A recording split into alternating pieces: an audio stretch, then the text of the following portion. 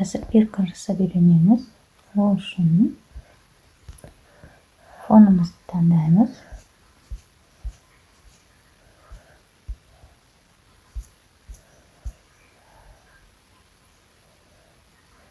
Например, на фон таңдайық. Енді добавить фото дейміз.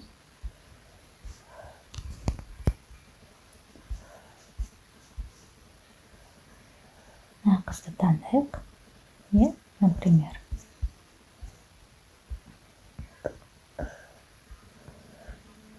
осы жерге қояйық.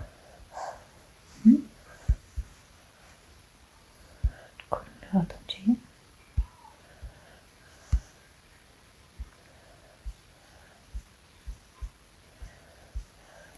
Бүйтсек болады. Мына қызды қойып, мына қызды қояйықшы.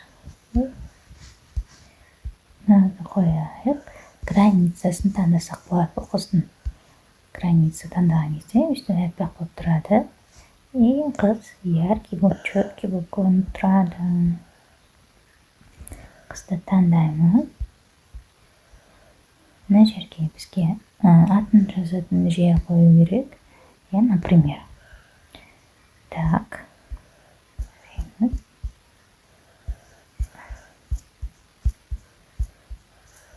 Мынаны аламыз. Жұмыскамызда. Бұнда цветін өзгертсек болады. Ол үшін эффектіға кіреміз. Тонды таңдаймыз.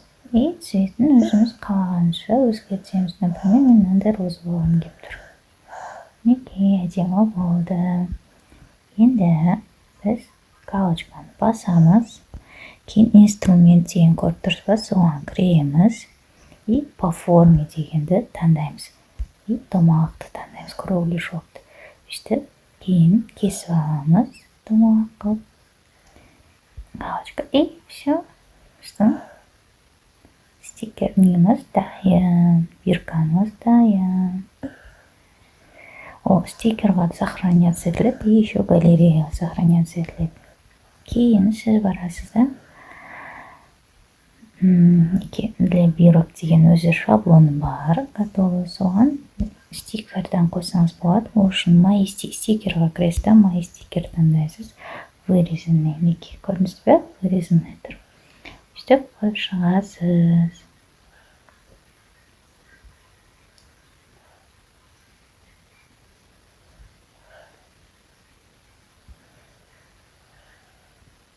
Примерно сөйтіп дублировать етіп қойып жасаласыз.